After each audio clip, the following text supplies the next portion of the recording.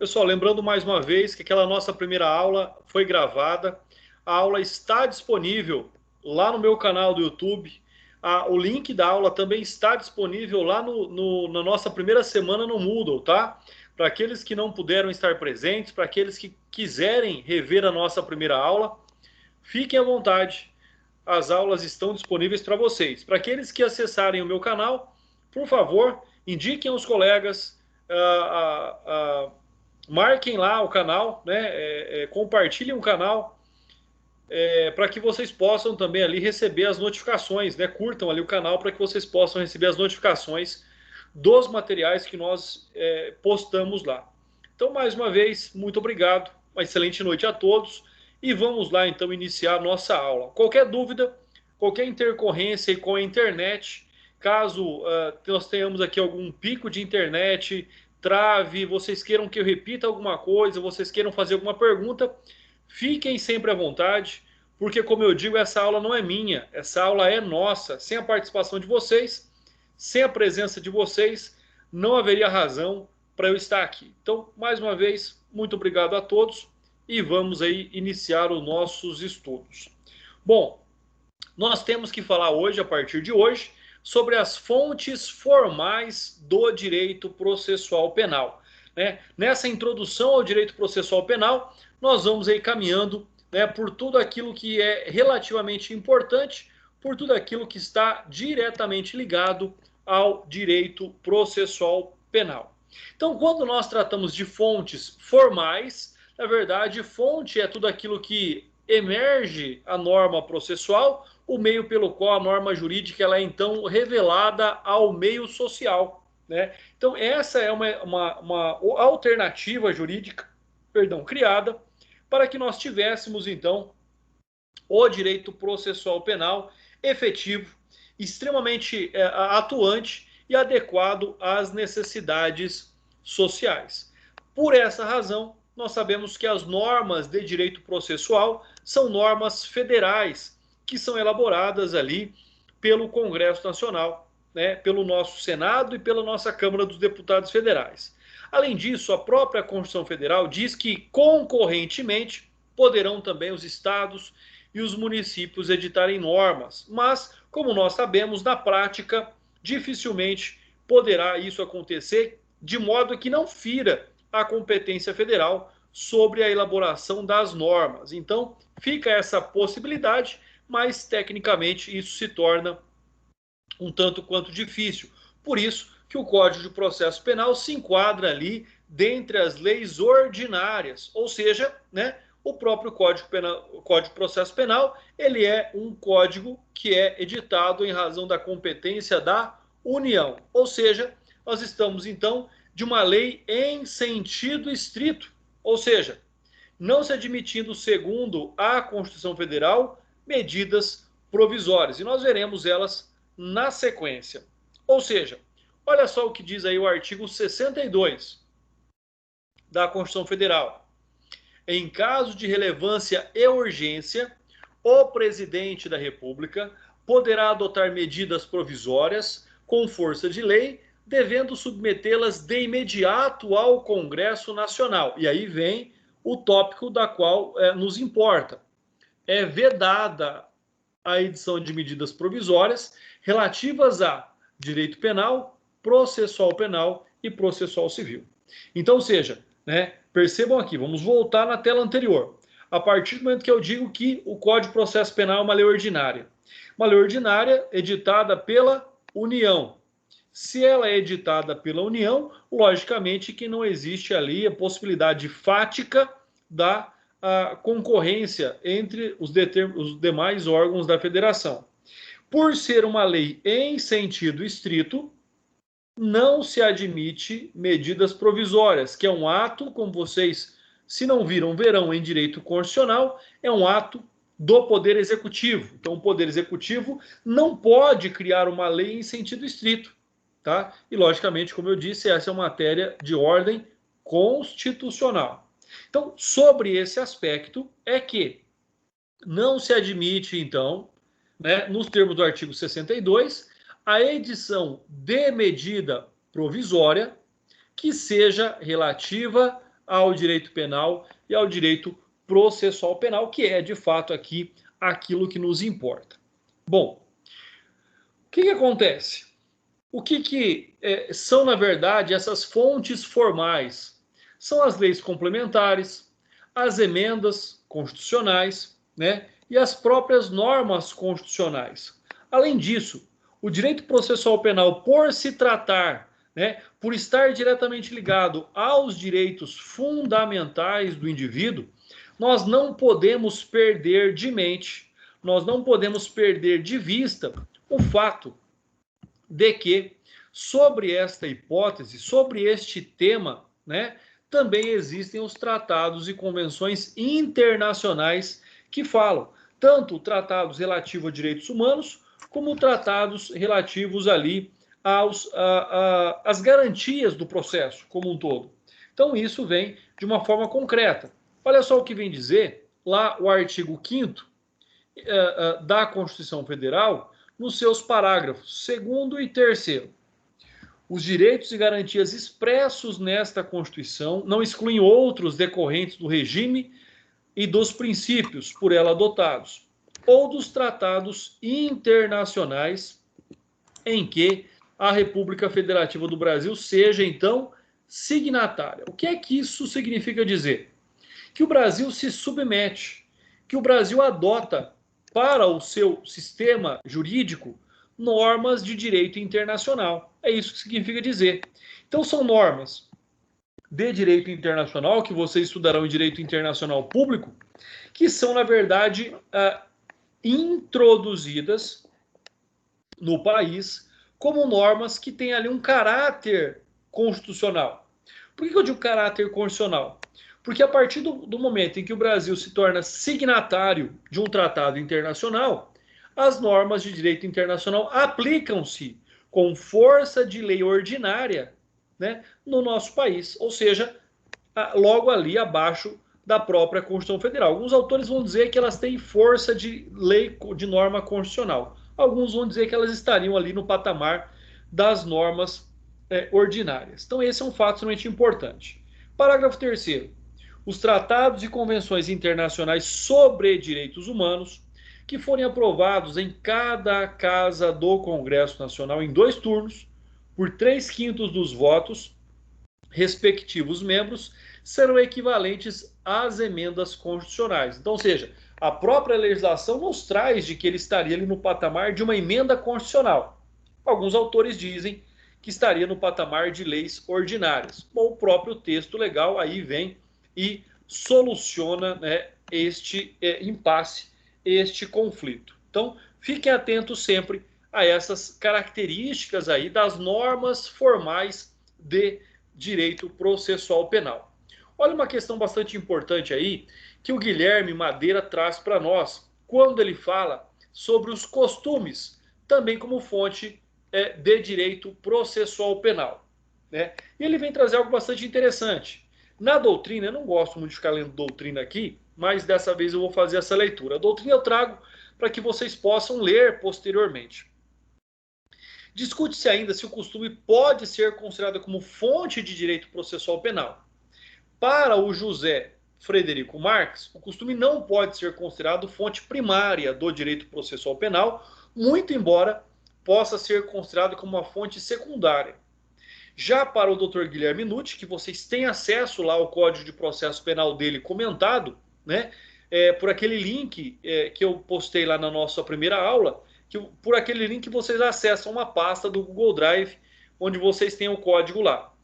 Então, ou seja, para o Dr. Guilherme Nucci, entende que costumes podem servir como base para a expressa norma processual penal.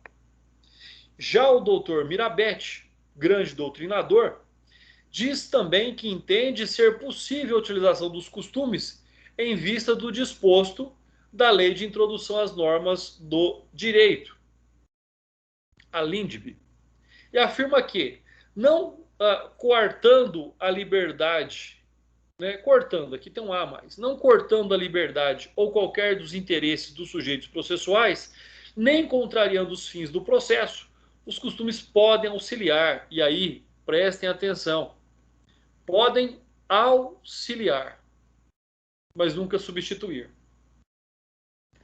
Na interpretação e mesmo a aplicação da norma processual. Então, só com base nisso, nós temos aqui um impasse.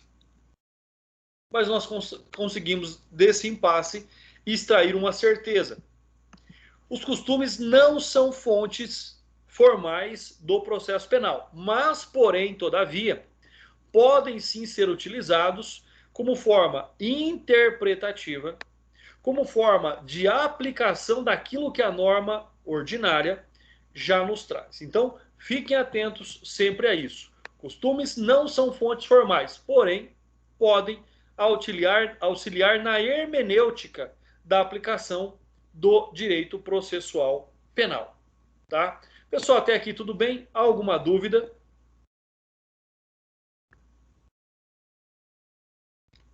Tudo tranquilo, professor.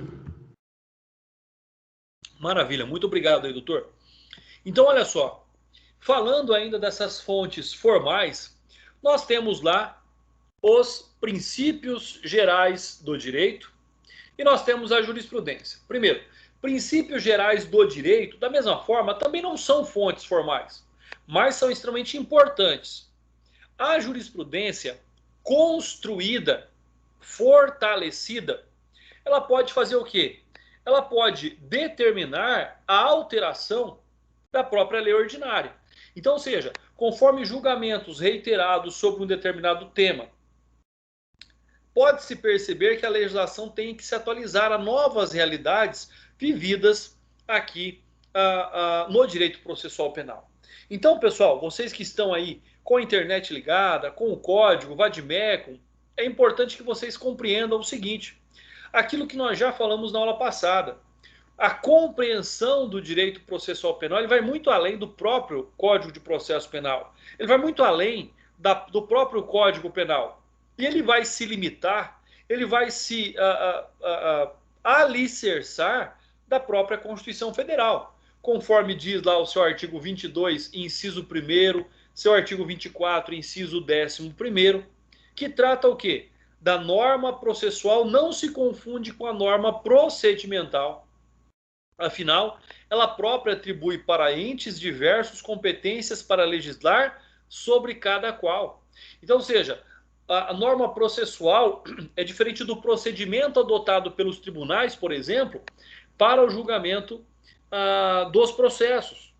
Mas o procedimento, não estou falando do procedimento processual, eu estou falando do procedimento regimental, aquilo que rege os tribunais. Então, é algo também aí diferente, que vocês não podem confundir. Porque, olha só, as regras dos regimentos internos dos tribunais têm caráter procedimental, mas não têm caráter processual. Não tem caráter de norma processual. O procedimento não é norma processual, porque ele é interno do tribunal. Então, ou seja, conforme descrito, conforme eu já disse para vocês, lá no artigo 22.1, 24.11, 94.1, a linha A, e artigo 125, parágrafo 1º da Constituição Federal, é onde nós temos essa permissibilidade de que cada tribunal tenha seu próprio regimento interno.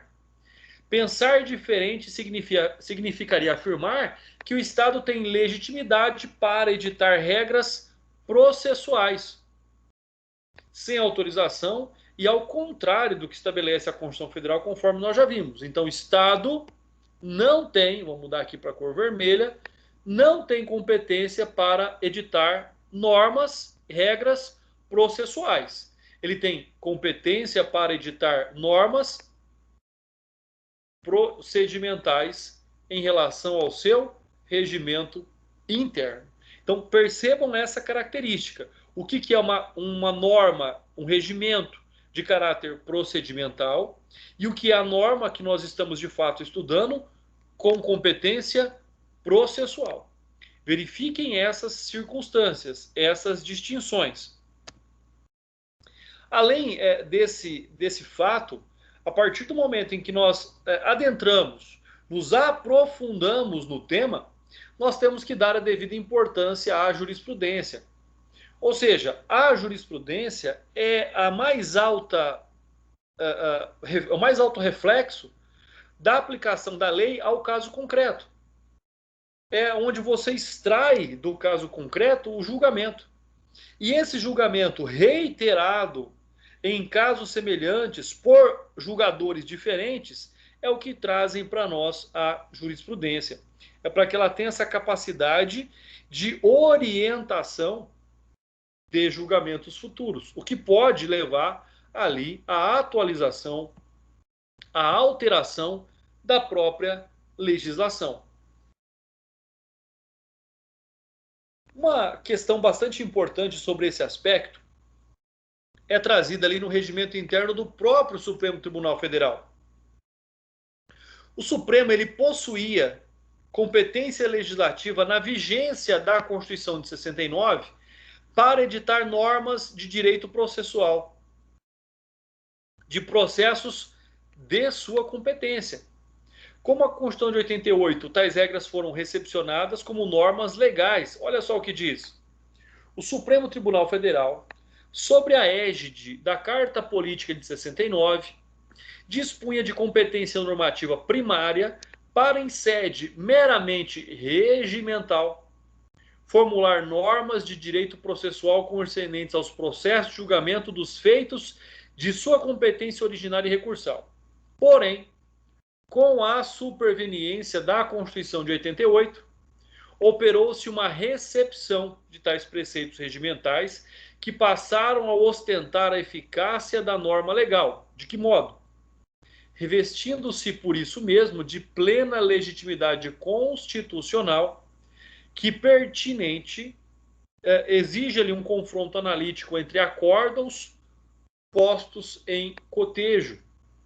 A inadmissibilidade dos embargos de divergência evidencia-se que o acórdão impugnado sequer aprecia o mérito da questão. Então aqui nós temos uma jurisprudência, um julgado do STF da lavra do ministro relator Celso de Mello.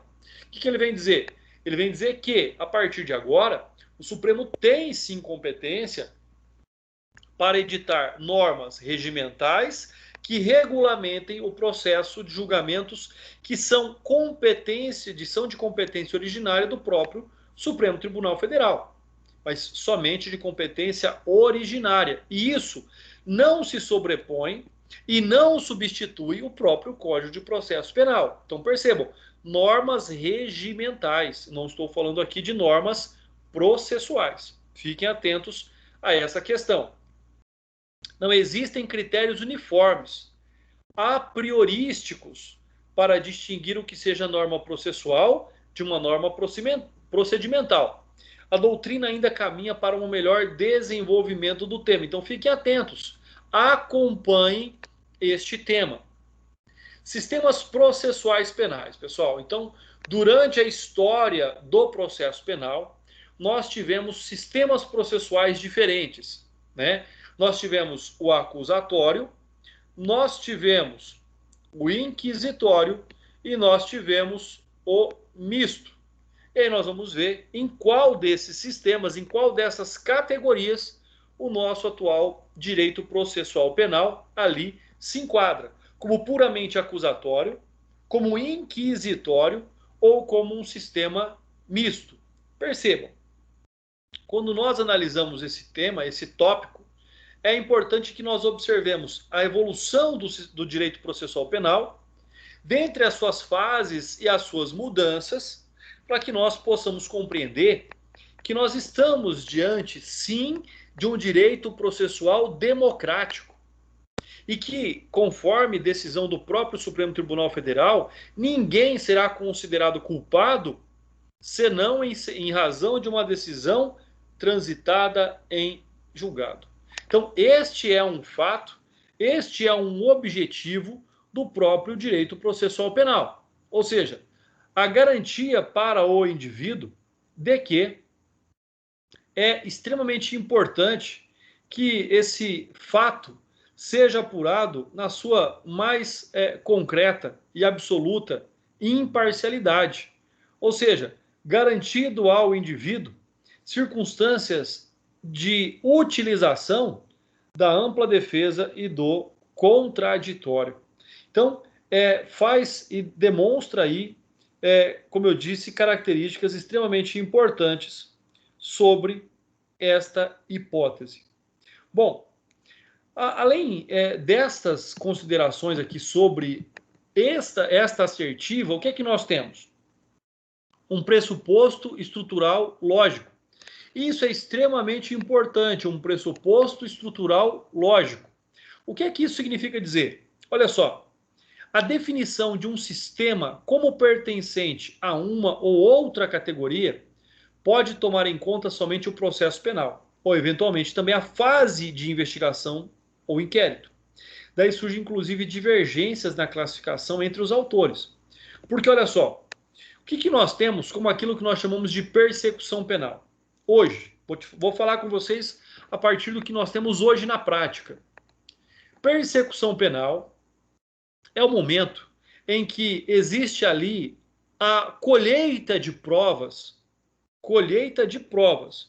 como forma extremamente importante para fundamentar o Ministério Público, para que ele possa ou não apresentar uma denúncia, ou seja, uma acusação formal contra alguém. Então, a fase de persecução penal é o inquérito policial. Ela persecute, ela corre atrás das provas. Nós não temos no processo penal hoje a ampla defesa e contraditório, até porque não cabe ao delegado de polícia acusar ninguém. Cabe ao delegado de polícia reunir provas e entregar essas provas ao Ministério Público, para que ele sim decida qual é o tipo penal e se existe, logicamente, ali um tipo penal. Então, ou seja, existe uma atuação do advogado na persecução penal? Claro que existe. Para acompanhamento, não para fazer a defesa. Então, no processo penal, nós temos que lembrar, é apenas uma fase ou uma etapa daquilo que concebe como a persecução penal. E outro detalhe, a persecução penal, o inquérito policial não é um ato de processo, é um ato administrativo de investigação. E aí sim, a partir do momento em que essas investigações elas acontecem e essas provas são encaminhadas ao Ministério Público, existe lá uma denúncia no caso de uma ação penal pública ou uma queixa no caso de uma ação penal privada, o réu ele é citado, ele é cientificado de que contra ele existe uma acusação e vem ao processo. A citação, como nós veremos posteriormente, ela é, na verdade, um chamamento. Então, o réu ele é chamado ao processo para se defender. E aí nós temos, então, a formação da relação processual. Ou seja, o que nós temos daí para frente? Uma instrução. A instrução processual, ela é o quê? Ela é o momento em que, sim, as provas produzidas no inquérito, como provas indicadas pelas partes, seja a acusação e seja a defesa, serão produzidas em juízo ou confirmadas em juízo. Aí agora sim também sobre o manto do contraditório e da ampla defesa, dando ao acusado, ao réu, a possibilidade ampla e restrita dentro dos limites da legalidade. Então pensem que não é totalmente restrita, né? Ou restrita aos limites da legalidade, que ele possa então ali contrariar, contraditar, defender-se, contrapor-se às provas apresentadas pela acusação. Então, por isso que se chama, olha só a distinção, durante o inquérito, persecução penal. Durante o processo, e como diz aqui, com contraditório e ampla defesa, instrução criminal ou instrução processual. Né? Se vocês observarem aí, como vocês estão com o Código de Processo Penal em mãos e fizerem a leitura do artigo 363 do Código de Processo Penal, vocês verão essa distinção, ou seja, o rito do processo é diferente do rito da persecução penal, da investigação do crime.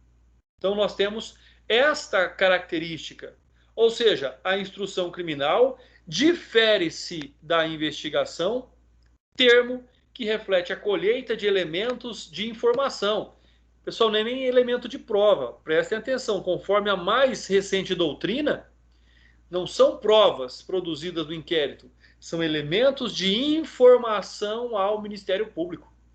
E a elucidação do caso em fase pré-processual. Então, persecução penal é uma fase pré-processual, é antes do processo. Por quê? Porque nesta fase não existe contraditório e ampla defesa. Eu não estou lá como advogado para dizer para o delegado que ele está errado, que aquela prova não pode ser produzida, aquele elemento de informação não pode ser produzido. Então, sobre todos esses aspectos, é onde nós temos a distinção desta fase anterior ao processo, que se chama investigação, persecução penal, e da fase posterior à citação, onde nós temos o acusado presente, nós temos a presença do juiz, nós temos a presença do advogado, que se chama instrução criminal, onde as provas serão novamente confirmadas, produzidas sobre o manto constitucional e democrático do contraditório e da ampla defesa. Olha só, acompanhem comigo. Nós temos o ato criminoso, nós temos o crime, ato criminoso. Do ato criminoso, necessariamente existe a necessidade de uma investigação. Para quê? Para determinar a autoria ou indícios de autoria e a materialidade do crime. Concluído o inquérito policial, nós vamos para a fase de acusação formal. Ou seja, nesta fase de acusação formal, eu estou falando aqui da presença ou do Ministério Público ou do querelante. Ministério Público nas ações penais públicas, incondicionadas e condicionadas à representação, querelante como presente nas ações penais privadas propriamente ditas, subsidiárias ou derivadas ali, né, da ação penal pública, substitutivas da ação penal pública. Com base na apresentação dessa acusação formal, é onde o juiz, então, recebendo esta acusação, faz o quê? Neste momento é onde nós temos a formação do sistema processual. Ou seja, nós temos a acusação, nós temos o julgador e nós temos o acusado, ou o réu, que está acompanhado do seu advogado, porque sem advogado não se faz justiça. Então, esse é um aspecto extremamente importante. Quando o juiz, então, recebe aqui esta acusação formal, ele determina que seja realizada a citação. O que é a citação, mais uma vez? Vocês estudarão isso posteriormente, mas eu já preciso explicar isso aqui antecipadamente. A citação nada mais é do que a cientificação. Dá-se ciência ao indivíduo de que contra ele existe uma acusação formal, dando a ele também a oportunidade de defesa. Então, é extremamente importante que nós tenhamos aí esta observação. Ou seja, que nós tenhamos a condição, neste momento, de compreender que, existente a citação, nós temos a formação da relação processual, como eu já disse para vocês, dessa relação angular. A doutrina gosta de usar muito esse termo, relação angular, que é acusação, juiz e réu. Deste momento, então, que nós tivemos aqui essa recepção do juiz da acusação, partimos então para o próximo passo, que na verdade é a instrução. Instrução nada mais é do que, novamente, colher provas e reafirmar as provas que foram produzidas no processo. Por quê? Porque o juiz não pode julgar alguém embasado somente nos elementos informativos do inquérito policial. E aí o que nós temos com relação a isso? Então, colheita de provas sobre o manto, sobre o contraditório, dando a oportunidade da parte contrária, ou seja, o acusado, contrapor-se àquela acusação, também produzindo as suas provas, né? Ouvindo suas testemunhas, peritos, provas materiais. Então, este é um aspecto extremamente importante. Deste momento em diante, nós temos, desta instrução para frente, nós temos a sentença. Como regra geral, a instrução acontece da seguinte forma: oitiva da vítima, se ela estiver presente e viva, oitiva das testemunhas de acusação, testemunhas de defesa, peritos. Ao final, interroga-se o réu, que é um ato de defesa. Após o interrogatório, manifestação do Ministério Público e da Defesa em alegações finais orais ou mediante a apresentação feita por escrito, que se chama memoriais. E aí, então, o processo vai concluso para o juiz, para que o juiz, então, sentencie, para que ele decida de forma imparcial, com base nas provas apresentadas pela acusação, provas apresentadas pela defesa, de forma fundamentada. O juiz deve julgar. Ele tem liberdade de julgamento, mas é uma liberdade vinculada, porque ela é motivada nas provas dos autos. Então, ele pode julgar não como ele quer, mas pela interpretação que ele tem com base das provas que foram apresentadas e produzidas no processo. Da sentença, cabe recurso. E aí, nesta fase de recurso, né, é onde nós podemos ter essa contradição analisada pelo superior tribunal, pela superior instância, e aí, ao final, não cabendo mais recursos, nós temos a fase que se chama trânsito em julgado, ou seja, aquela decisão se torna definitiva, seja pela manutenção da condenação ou da absolvição, ou pela decisão em grau de recurso, o tribunal pode ter decidido de forma diferente. Então, trânsito em julgado significa que não cabe mais recursos. E aí nós entramos na fase de execução de pena para os condenados ou, né, extinção do processo para o absolvido. Pessoal, com relação a essa nossa compreensão aqui, tudo bem? Alguma dúvida sobre essa sequência de atos ordenados do qual se chama o processo?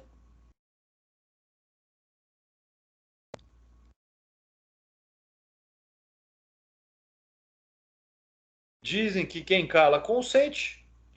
Consentindo, então, pelo fato de que não há nenhuma dúvida, vamos aí seguir, né? O pessoal colocou aqui que está tranquilo. Pessoal, excelente, tá? Muito bom que está tranquilo, porque não é fácil, né? Para a gente poder visualizar isso que eu estou dizendo, sem vivenciar um processo, não é fácil. Então, que bom que está tranquilo. Quer dizer que eu estou conseguindo aqui desenhar aquilo que significa um processo. Flávio, tem alguma dúvida, alguma pergunta? Sim, professor. Vamos lá.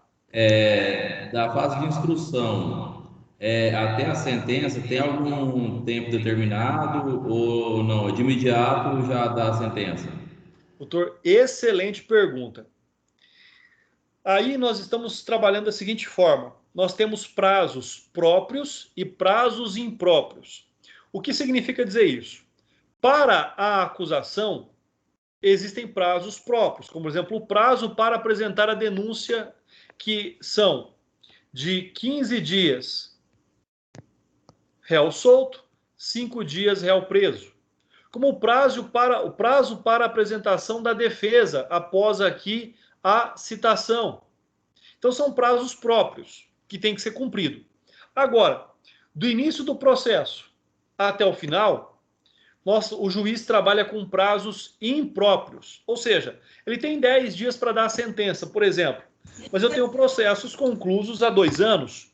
O senhor entendeu? Ah, mas e qual o prejuízo disso? Não vai gerar prejuízo tecnicamente para a validade do processo. É lógico que um processo demorado demais, ele corre o risco de não fazer justiça quando a sentença vier. Com relação a isso, nós temos um fato que, se nós somarmos todos os prazos aqui, nenhum processo deveria demorar mais do que 81 dias. Pelo menos do ato criminoso. Vamos pegar aqui, do ato criminoso não. 81 dias da acusação formal até a sentença. Já seria um prazo extremamente importante, tá? Mas, infelizmente, esse prazo, doutor Flávio, muitas vezes não consegue ser cumprido por excesso de trabalho, por falta de funcionários, por vários fatores. Então, seja, respondendo, nós não temos um prazo fixo entre o início e o final do processo. Infelizmente, não temos. O que torna a justiça brasileira um tanto quanto injusta, no meu ponto de vista. Obrigado, professor.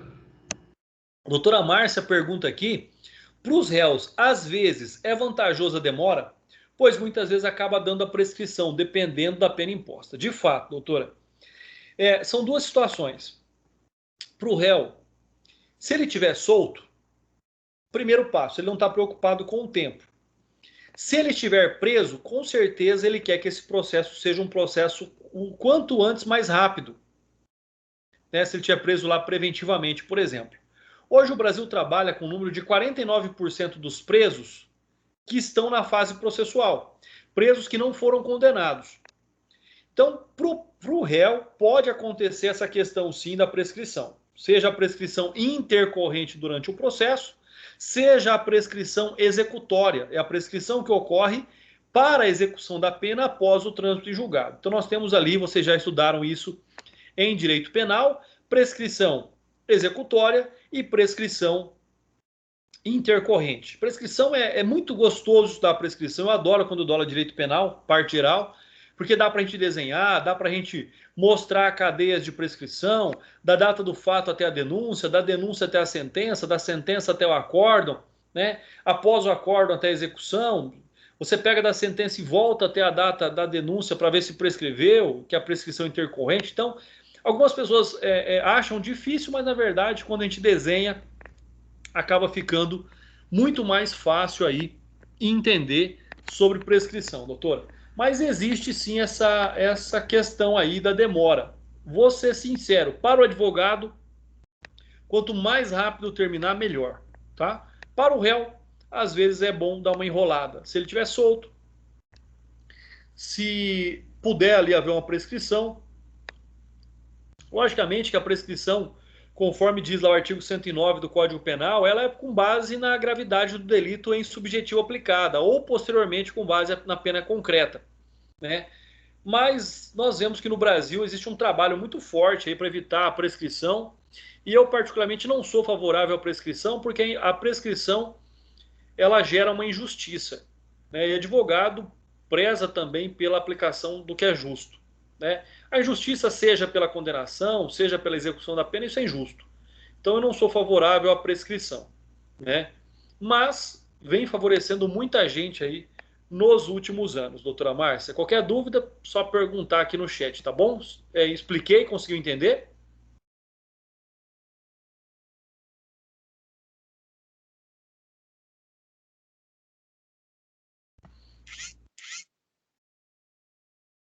Vamos lá, vamos ver se tem mais alguma coisa aqui. Maravilha, então. Vamos dar sequência.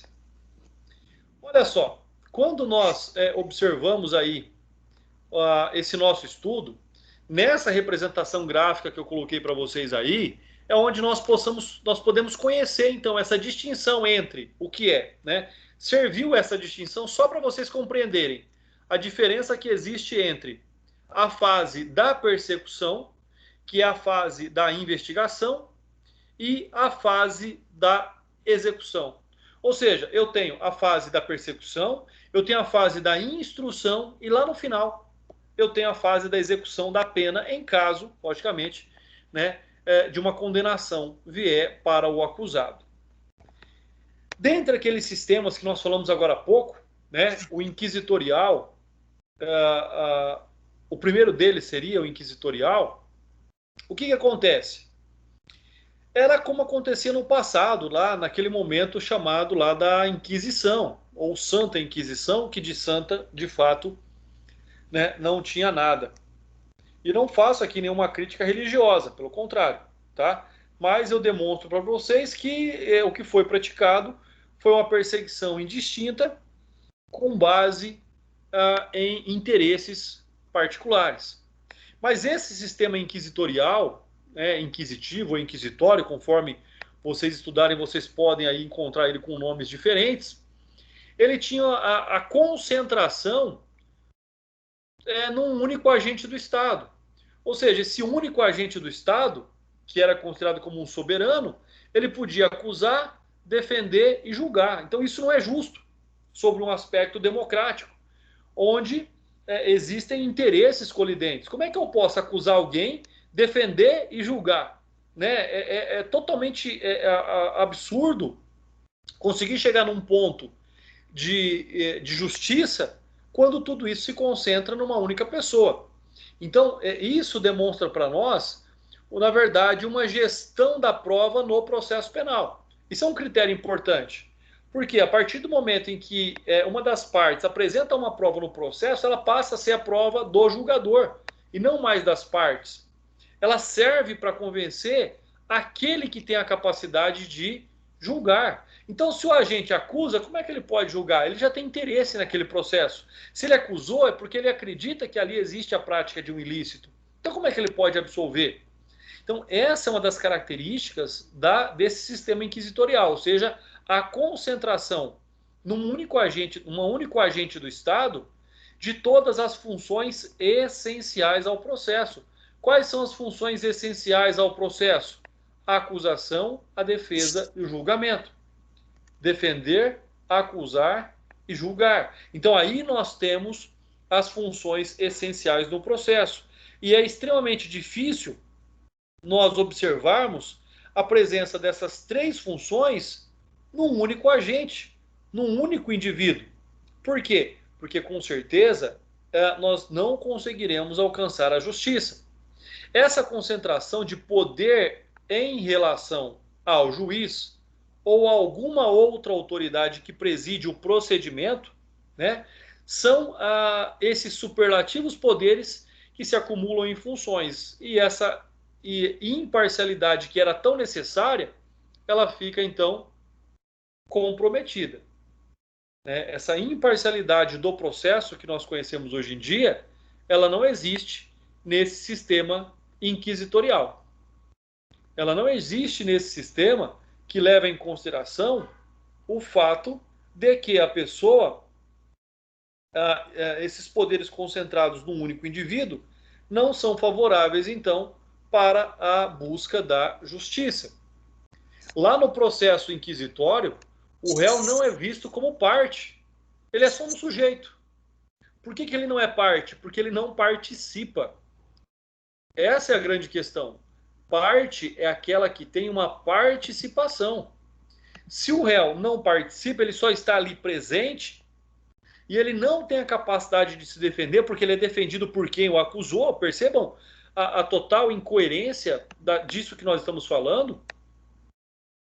Ele é só um sujeito com direitos, com garantias, mas está mais para um objeto, onde toda a verdade deveria ser extraída. Né? Algo que está à mercê do processo, das provas, dos atos e decisões da autoridade, da unanimidade de uma autoridade. Uma outra característica bastante importante, então a primeira é essa, ou seja, a concentração num único indivíduo. O réu, ele é só um sujeito do processo.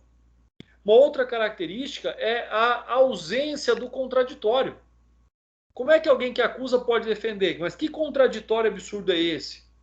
Então existe essa ausência do contraditório. E aí onde nós citamos lá no século XIII, a igreja adotou um processo inquisitório na repressão das infrações penais praticadas pelos hereges, né? Que era Inocêncio III, o Concílio de Latrão, de 1215. Então, ou seja, a igreja, no caso a igreja católica, é claro, ela criou esse procedimento inquisitório na perseguição e condenação dos hereges, né, a morrer pela fogueira. O processo inquisitivo nasceu no seio da Igreja Católica, que viu seus interesses ameaçados com o surgimento de seitas religiosas que representavam uma ameaça ao seu poder, criando a necessidade de organismos de repressão.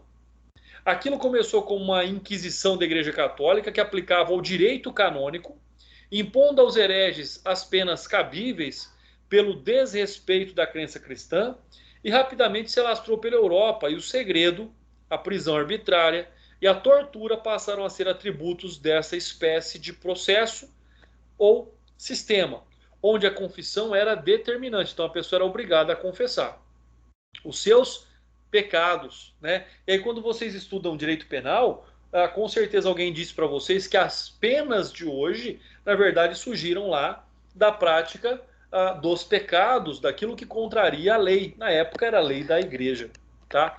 Então, pessoal, e a Igreja Católica já se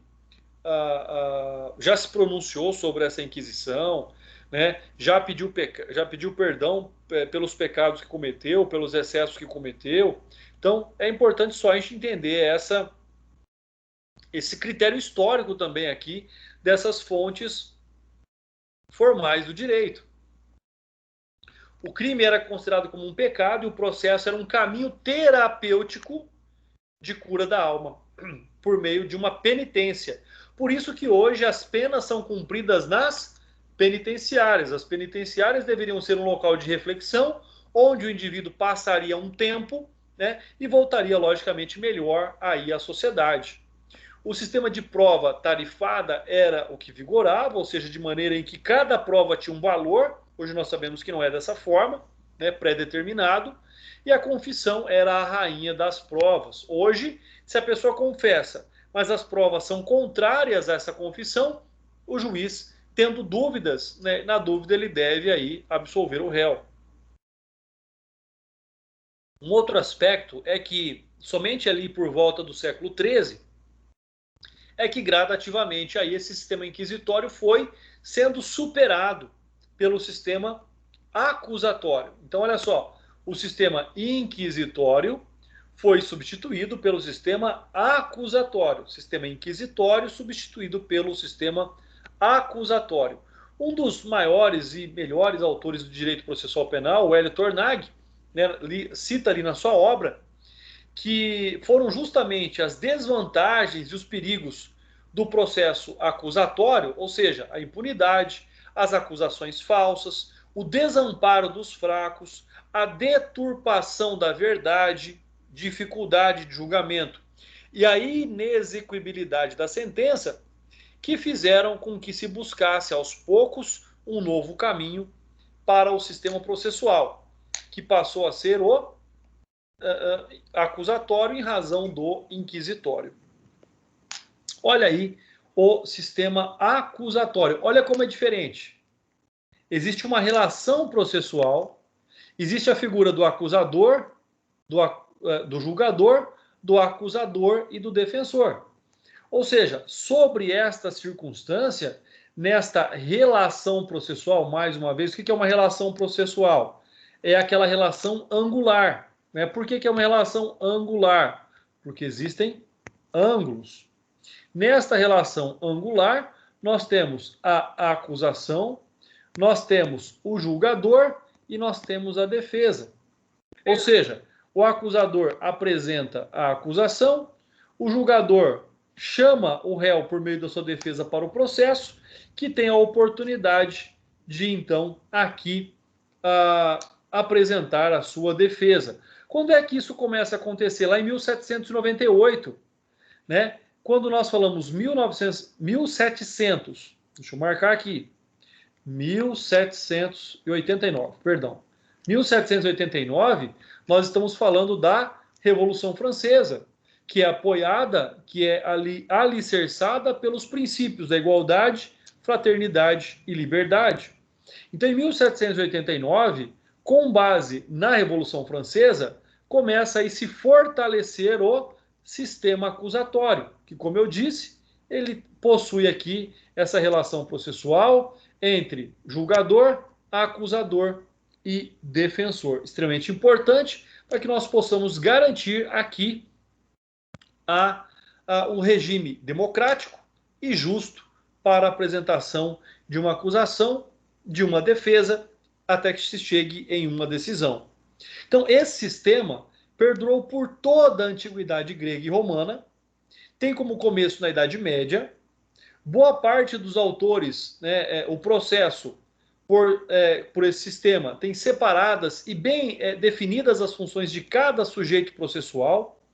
Atividades de acusar, defender e julgar são atribuídas às pessoas ou agentes distintos. Então percebam, era garantido ao indivíduo o direito à defesa. Alguém ficava na condição só de julgador. E existia também a presença do acusador. É importante dizer que, sobre essa questão, o sistema acusatório, né, ele traz aqui uma ideia do processo como actum trium personarum, ou seja, existe um trio. Existem três pessoas, existem três funções distintas no processo. O juiz se coloca numa condição ali de equidistante das partes, ou seja, ele não tem um interesse no processo. O interesse dele é o provimento da justiça, seja pela condenação ou pela absolvição. E ele não pode dar início à persecução penal ou ao processo. Ele não pode dar início aqui às investigações. Não é um ato de ofício do magistrado. A titularidade da ação passa para um único agente, ou seja, o acusador, aquele que também representa o Estado, mas ele tem uma função maior de representar os interesses sociais. E ele, mais ainda, o acusado assume uma posição de sujeito de direitos. Lá atrás, ele era o quê? Ele era simplesmente uma peça do processo. Ele era um sujeito da relação processual que não participava. Agora, ele passa a ser um sujeito de direitos. E não mais um mero objeto, conforme eu disse para vocês. Ele influencia na marcha do processo. O réu passa necessariamente também a ter atribuição na reconstrução probatória dos fatos. Ninguém mais do que o réu tem interesse em demonstrar os fatos. Por isso que nós trabalhamos no processo penal com a verdade real dos fatos. E neste processo também predomina a publicidade, viabilizando a fiscalização da sociedade sobre os atos do poder judiciário. O réu inicialmente tomado como inocente, conforme está lá no artigo 5º da Constituição Federal. Todos são inocentes até que se prove o contrário por meio de uma decisão transitada em julgado. Garante a defesa, nesta relação processual, poder exercer o contraditório com uma ampla defesa dialética sobre o processo. E o juiz se coloca naquilo que eu considero como mais importante, na sua imparcialidade.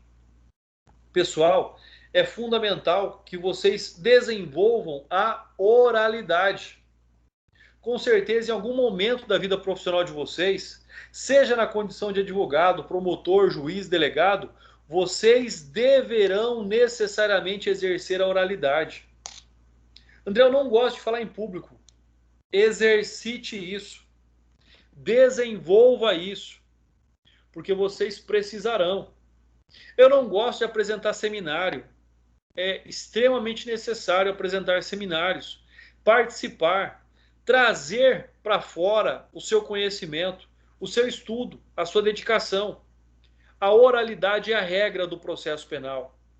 Os atos devem ser praticados via de regra oralmente, né? Deveria ser exercida oralmente a acusação, a defesa, a produção de provas. Isso seria muito mais prático, mais rápido, mais célere, né? Conforme o colega perguntou, quanto tempo demora um processo? É muito mais fácil falar do que ter que ligar um computador, digitar, verificar, retificar. Só que para isso você tem que ter uma condição, um conhecimento muito mais ali afiado, muito mais próprio, para que você possa exercer esta característica. E aí, então, nós chegamos no sistema misto, nem inquisitório e nem acusatório, né? Ele vem aqui motivado pelos ideais filosóficos do século XVIII, já lá de 1789, da Revolução Francesa. Conforme eu citei, ela foi instigadora ali do procedimento acusatório para o sistema misto, na verdade, né? E aí, sobre essa condição, é onde nós temos, então, o fato de que, sobre essa égide, foi criado um sistema de processo penal, que modificou substancialmente as legislações anteriores. E mais que isso, deu-se início, então, a um código de instrução criminal. né? Código de Instrução Criminal de 1808, do Napoleão Bonaparte. Estudem a história de Napoleão Bonaparte com o Código Civil e o Código de Instrução Criminal de Napoleão Bonaparte. Foi uma grande revolução para a época, trazendo preceitos que são utilizados até hoje, como uma reação ao processo inquisitivo, tendo se espalhado por toda a Europa em razão da Inquisição, né, por toda a Europa, misturando os elementos que estavam presentes ali também no sistema acusatório. Então, o sistema misto, ele tem uma fase inquisitória e ele tem uma fase acusatória. Isso traz semelhança com o atual sistema brasileiro. A fase de persecução penal administrativa é conduzida pelo delegado de polícia, e a fase acusatória e instrutória, que ela é encampada pelo juiz de direito, em razão das suas fases. A acusação pelo Ministério Público, ela tem toda a publicidade, garantido o contraditório e ampla defesa ao defensor do acusado, culminando com o julgamento. Então, nesse sistema misto, ele está muito mais próximo daquilo que nós temos hoje em dia como um sistema processual brasileiro. Olha só, primeira fase tipicamente inquisitória e a outra fase naturalmente acusatória. Na primeira fase ocorre a instrução escrita e secreta, logicamente que hoje ela não é assim, sem acusação e por isso mesmo sem contraditório, onde não se acusa, não se contraria, não se contradita. Apura-se o fato em materialidade, autoria e imprescindível ainda hoje, ou seja, imputação física do fato a um agente, e na segunda etapa o acusador apresenta a acusação, o réu se defende e o juiz julga. É pública e oral. Basicamente, aquilo que nós temos hoje em dia no preceito do direito processual penal brasileiro. O sistema, então, acusatório formal, né, que é um outro nome dado a esse mesmo sistema, né, alguns autores preferem sistema acusatório formal, ao invés de sistema misto. Tá? Ele é constituído também por uma instrução inquisitiva, a investigação preliminar e instrução preparatória, e de um posterior juízo de contraditório, ou seja, o julgamento, conforme é descrito pelo Mirabete. Nessa reconstrução da história que nós fizemos agora, passando por todo esse aspecto, eu recomendo uma leitura para vocês. Né? O julgamento de Jesus Cristo, segundo as normas do Tribunal do Júri. Né? Vocês vão ver todos esses aspectos, fazendo um paralelo entre, né, o julgamento de Jesus, conforme aconteceu, e é um fato histórico relatado, interpretado como se fosse hoje um tribunal do júri. E nessa, então, reconstrução histórica, para efeitos didáticos, que o sistema misto deu início à investigação, ao inquérito tal como nós conhecemos hoje em dia. E lembre-se que no Brasil nós temos lá a persecução penal, que se divide em duas etapas. A pré-processual, de investigação, sem contraditório, e a processual com contraditório perante o juiz de direito, né, que seria então o chamado sistema misto ou sistema acusatório formal. Não confundam, estudem bastante, lembrem-se, façam essa divisão histórica dos sistemas que nós temos. Sistema brasileiro, então, fica aí a pergunta. Qual seria o sistema brasileiro?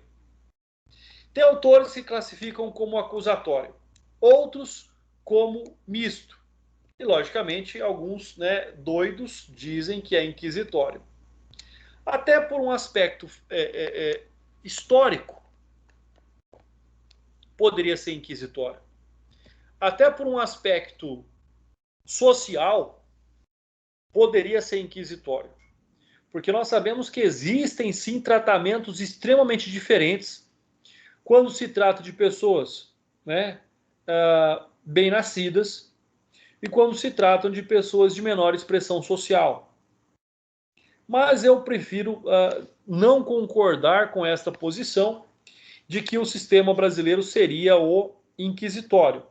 Eu penso sim que ele caminha entre o misto e entre o acusatório, né? Mais para o misto ou sistema acusatório formal. Então, penso eu, de acordo com estudos aí realizados, que nós estamos sim diante de um sistema acusatório formal, tá? Ou, mais simplesmente aí falando, um sistema misto. E essa é uma divergência ainda muito grande no Brasil, né? Em outros países também existem essa mesma divergência. Por quê? Porque a doutrina acaba confundindo o que significa, na verdade, cada um desses sistemas. E isso gera uma superclassificação dos sistemas, tá? Mas para qualquer hipótese, o Brasil adota então o sistema misto. Ele tem uma fase distinta de investigação e aí depois ele tem uma fase própria de acusação que proporciona a defesa, o juiz se coloca de forma imparcial e ao final julga o processo. Aqui nós já comentamos.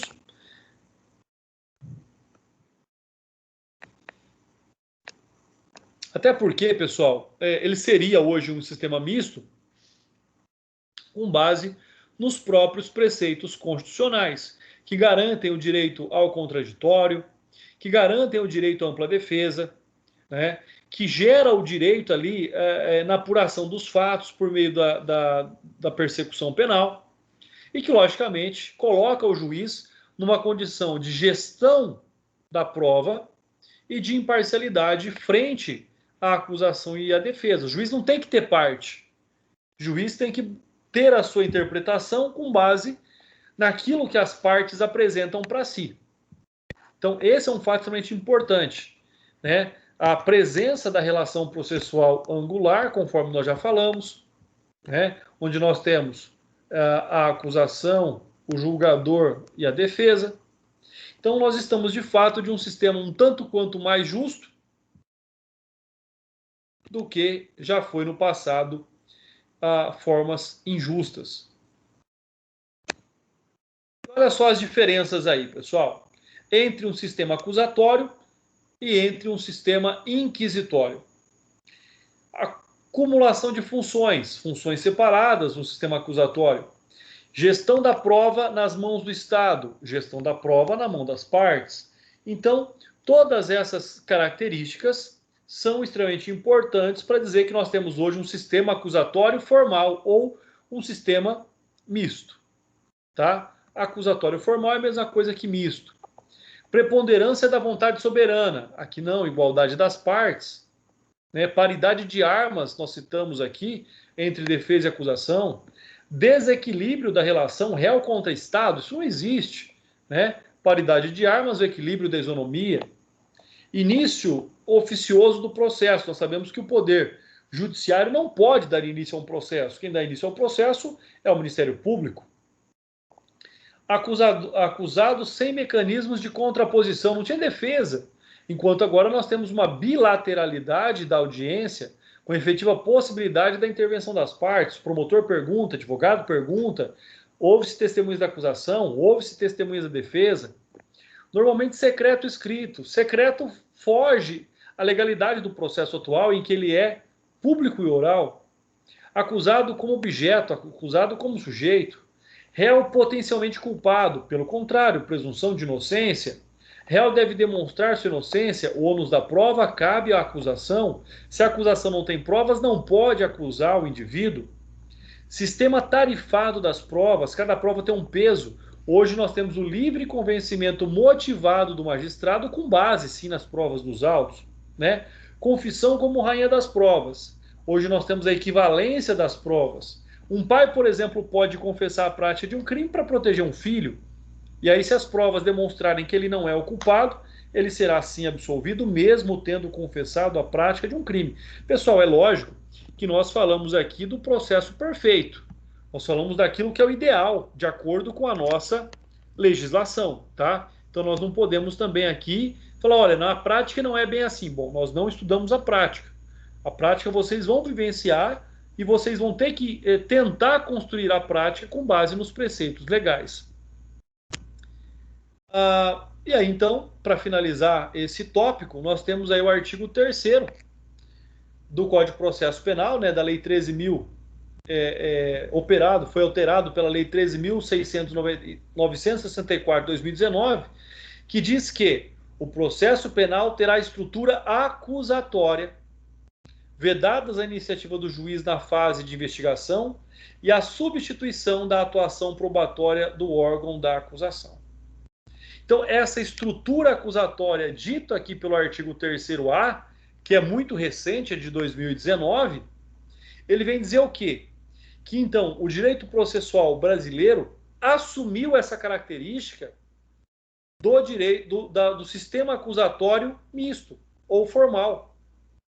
Ele é formalmente acusatório, onde deixa a gestão das provas nas mãos das partes. Quem tem a obrigação de produzir provas são as partes. Quem tem a obrigação de provar a culpabilidade é o Ministério Público.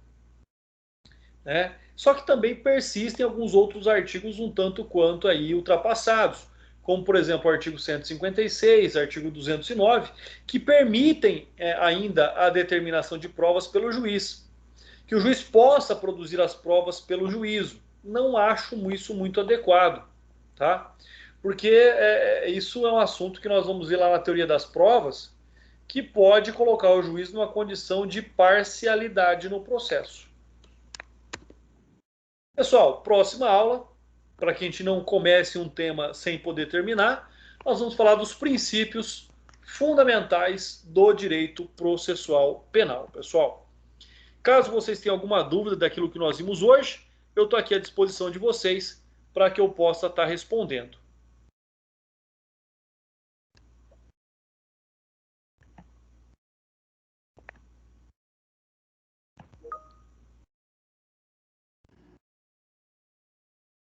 Tudo ok, professor, sem dúvidas. Muito obrigado pela aula.